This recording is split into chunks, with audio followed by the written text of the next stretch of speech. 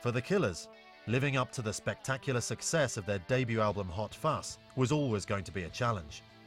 On October the 3rd, 2006, after 2 years of touring and writing new material, the Killers surprised many people with the release of their follow-up, Sam's Town.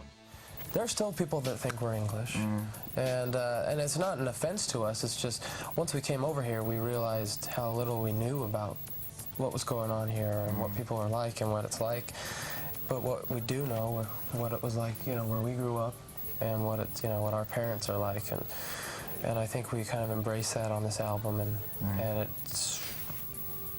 it just feels right. Sam's Town is actually a locals casino here that's off-strip, way east of, on the east end of town. It's legendary for one of the families that built this town. You go to Sam Boyd Stadium, which is out there where the local college plays their football games and things like that. So for Sam Boyd and ultimately Sam's Town, the casino, to be named in a record is, sure, it's definitely a one-up and a notch in the belt for Las Vegas. You know, one of the things I really like about Sam's Town is I think that the overall album reflects where the Killers are from, which is Las Vegas. It's Nevada. It was definitely a new direction. Ultimately, though, the progression lies in what the band wants to do with it. And I think that a lot of people are proud of the band for sticking to their guns and doing something that they wanted to do, as opposed to recreating the first album all over again. Everything down from, you know, the songs that they write and the feel of those songs to the title of the songs, even the cover art. You know, they've got a bighorn sheep. That's our state animal. That is Nevada, the bighorn sheep. And when I saw that on the cover, the first thing I thought is, you know, these guys haven't, you know, Killers haven't forgot where they come from. And so that there was some pride there.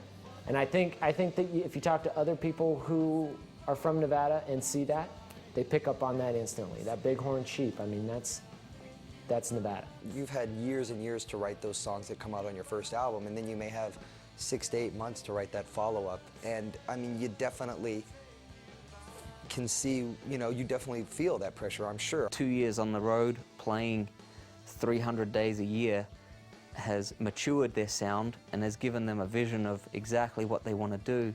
And I think that's just what's coming out in the music.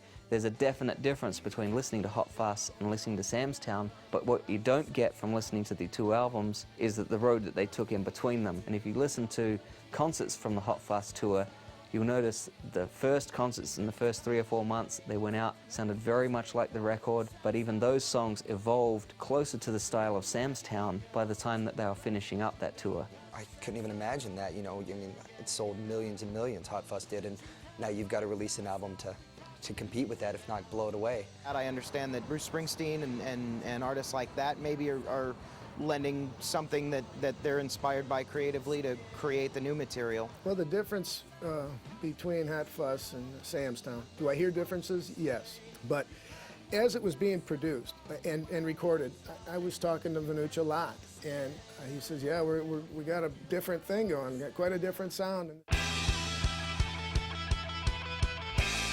When I went in there, they were actually recording the vocals to the song Sam's Town, and so it wasn't a fully mixed version, but it still was.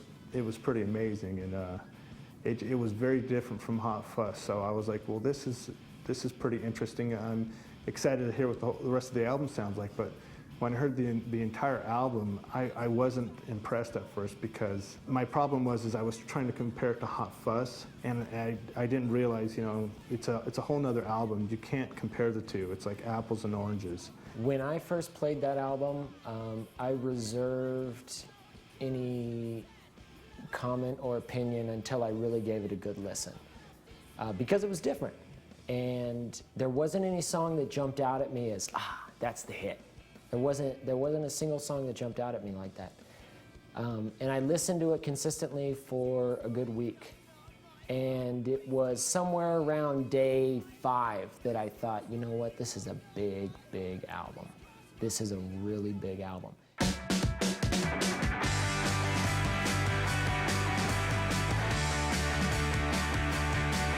Whilst the Killers have won over many new fans with the release of Sam's Town, Brandon did receive some criticism for his ambitious claim that the album would be seen as one of the greatest in 20 years. I'm allowed to think that it's the best album in 20 years, but I have my own opinion and other people are going to have theirs. What's most annoying about that is people take it so seriously, like I'm some jerk, but I mean, I'm proud of what we're doing, and my little promise to the world is that in 20 years that this will be considered one of the greats. Sam's Town definitely has something that is a growing on you type of a quality, whereas Hot Fuss, the instant people heard it, was something that they could instantly get up and, whether it's dance to it or relate to it or whatever else. Sam's Town, just as a critic, I think that there's something more there to dig into. The Hot Fuss album, I mean, it did really well. Everybody knows that it's gone platinum or gold in most continents, but I think that it had a steady climb up the charts. I don't think it came in at #1. It sort of worked its way up.